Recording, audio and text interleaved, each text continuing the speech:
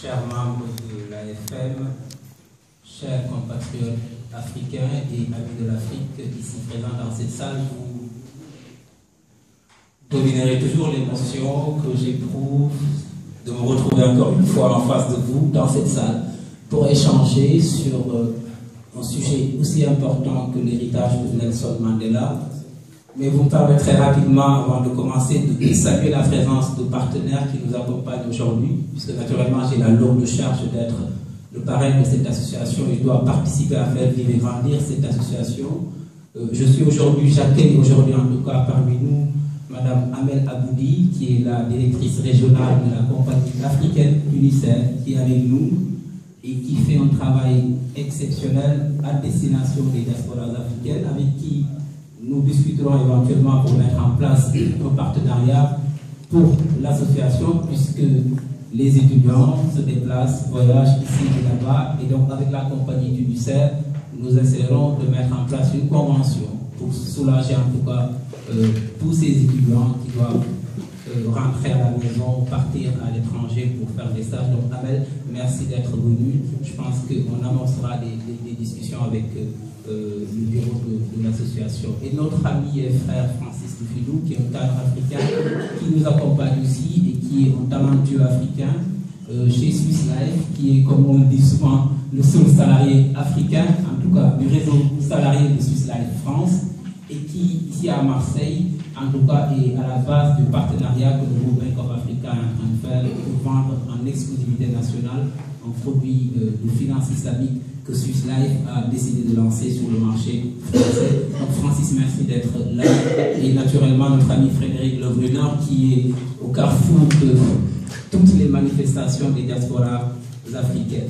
Donc merci, chers amis, d'être là avec nous aujourd'hui. Merci aussi à tous ces panélistes, ces talentueux panélistes autour de cette table.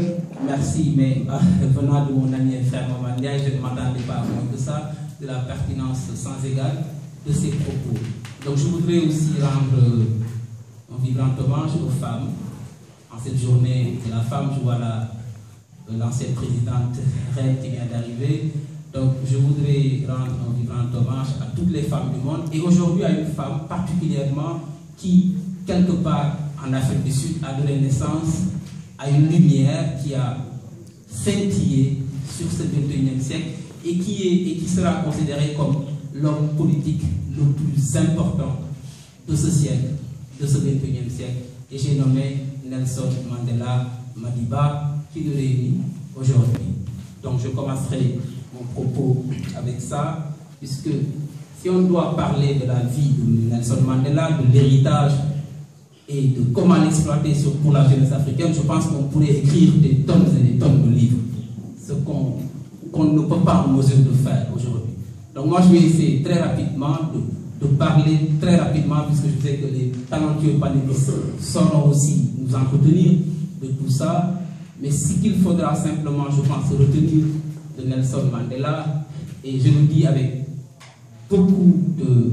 Moi, j'ai le cœur très serré, puisque figurez-vous que je viens d'ouvrir un restaurant à Marseille où j'ai dédié un espace, une salle à Nelson Mandela, et comme je dis souvent à mes invités, à chaque fois que je descends les marches pour accéder à cette salle, j'ai en face de moi la photo de Nelson Mandela et j'ai une prière pour Nelson Mandela. Pourquoi? Puisque Nelson Mandela fait partie, en tout cas, vous savez, dans les discours des chefs d'État à sa disparition, j'ai retenu ce que David Cameron a dit en disant qu'une lumière s'est éteinte dans le monde avec la disparition de cet homme qui nous a appris une capacité surhumaine qui est le renoncement à la violence, le renoncement à la vengeance.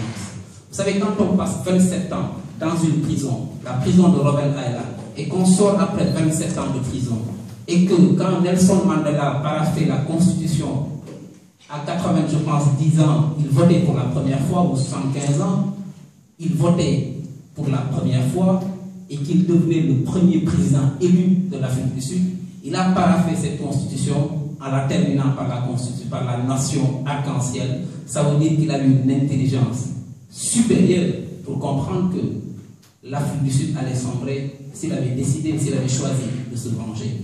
Donc le renoncement à la vengeance, la capacité de pardon qu'a eu Nelson Mandela pour réconcilier la nation arc-en-ciel. Et c'est exactement cela, la première leçon qu'il faut apprendre, qu'on ne change pas le monde dans la violence, qu'on ne change pas le monde dans la vengeance, mais on change le monde d'abord dans le pardon, l'acceptation en tout cas des erreurs des autres, et qu'à partir de là, on peut construire ensemble l'avenir. Et je pense que Nelson Mandela fait partie de ces hommes exceptionnels qu'on ne voit pas tout le temps, mais qui ont en tout cas cette intelligence surhumaine de s'élever au-dessus de tout et qui sont là pour l'intérêt général, puisque l'intérêt général, c'est le facteur de légitimation de la croyance bien fondée des populations vis-à-vis de la puissance publique. Alors, pour nous, jeunesse africaine, qu'est-ce qu'on peut tirer, qu'est-ce qu'on peut vraiment tirer de cet enseignement de Nelson Mandela? C'est effectivement, Momad l'a rappelé, c'est cette capacité de se donner les moyens de faire. C'est-à-dire, quand on entreprend, il faut avoir une stratégie pour conduire son action. Momad l'a dit tout à l'heure, nous l'avions, je pense, rappelé ici dans nos débats précédents, de ces grandes définitions de la stratégie, parmi lesquelles nous avions retenu avec le vice-président, je pense, quand les Américains disaient c'est une forme de choice, time and action, c'est-à-dire un choix bien défini, intégrant la totalité des données disponibles. Il l'a dit, on ne pouvait pas faire en fonction, on ne pouvait pas utiliser la violence, mais il fallait changer de stratégie. Donc la totalité des données disponibles, c'était effectivement qu'il fallait réconcilier cette nation arc-en-ciel, puisqu'on ne pouvait pas partir, se réveiller et dire on efface tous les plans en Afrique du Sud et on repart avec les Noirs, ce qui serait catastrophique, puisque les autres se seraient mis dans une situation de défense et l'Afrique du Sud aurait sombré dans une spirale de violence. Et lui, Nelson Mandela, a eu cette capacité surhumaine de savoir qu'après 27 ans de prison, il doit pardonner pour réconcilier, et non pas pour lui, mais pour les générations futures. Et c'est la raison pour laquelle Nelson Mandela, je pense, est resté un seul mandat au pouvoir.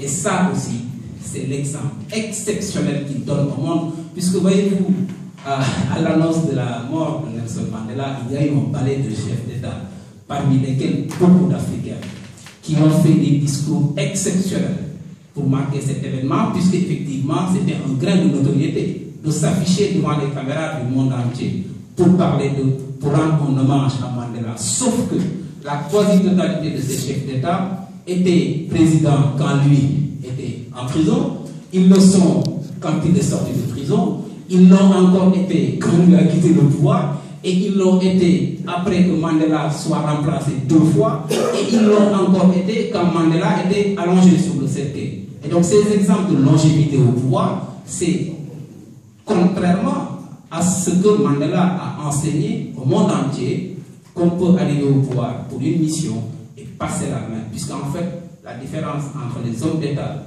et les hommes politiques, c'est que les hommes politiques ne sont préoccupés que par les prochaines élections.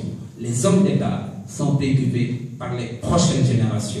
Et c'est exactement ça qu'il faut retenir de la vie de Mandela. Il s'est investi pour les générations futures. Ça veut dire qu'il a donné comme leçon. Et vous savez, il a laissé une mention extrêmement honorable sur les langues de la postérité, puisque jamais on n'a eu sur cette terre une journée dédiée par les Nations Unies en étant vivant. Nelson Mandela a eu le Mandela Day par les Nations Unies, c'est-à-dire qu'il y a une journée mondiale. Nelson Mandela, de son vivant, ça n'a jamais existé. Les Nations Unies n'ont jamais consacré une journée à une personne vivante. Nelson Mandela l'a eu, le Mandela Day. Ça veut dire quoi? Ça veut dire que franchement, cette personne, au-delà de l'Afrique, a laissé un lourd héritage pour l'humanité. C'est cette capacité, effectivement, le renoncement à la violence, cette capacité de pardonner, le vivre ensemble, le faire ensemble, avancer ensemble. Et donc, naturellement, pour nous, jeunesse africaine, nous avons un lourd fardeau de continuer à préserver cet héritage de Mandela. Et Mandela nous a aussi appris qu'il faut, en tout temps, pouvoir être extrêmement talentueux, puisque vous savez, quand on est dans une prison pendant 27 ans, pouvoir écrire tout ce qu'il a écrit, pouvoir imaginer tout ce qu'il a imaginé et sortir après 27 ans et inviter la personne qu'il a gardée pendant 27 ans à son investiture de présidence et le juge qu'il avait condamné, mais ça, c'est vraiment un exemple qu'il faut tout le temps avoir une vision. Et la vision de Mandela, c'était de construire l'Afrique de demain, et vous entendrez systématiquement dans ses écrits que c'était un panafricain convaincu, puisqu'il se définissait comme un Africain. Et là, je pense que c'est le message à retenir, que nous devons travailler pour préserver, puisque cette dimension, cette notoriété de Mandela, elle va traverser les âges. Ça traversera les âges dans l'histoire pluriannuelle et plurimillénaire des peuples. Cet héritage-là, le legacy, ça restera l'héritage de Mandela. Par contre, nous devons nous transformer sur le terrain. C'est comment? C'est nous devons être au service de nos populations. Nous devons, contrairement à ce qui se passe aujourd'hui en Afrique, nous devons participer à l'éclosion des talents et participer à la démocratisation, participer à faire vivre l'état de droit. C'est arrêter en tout cas d'être éternel au pouvoir, c'est pouvoir passer la main et mettre l'intérêt général devant et non pas des intérêts particuliers. Et je pense que ça, c'est ce que nous devons retenir de la vie de Nelson Mandela. Merci.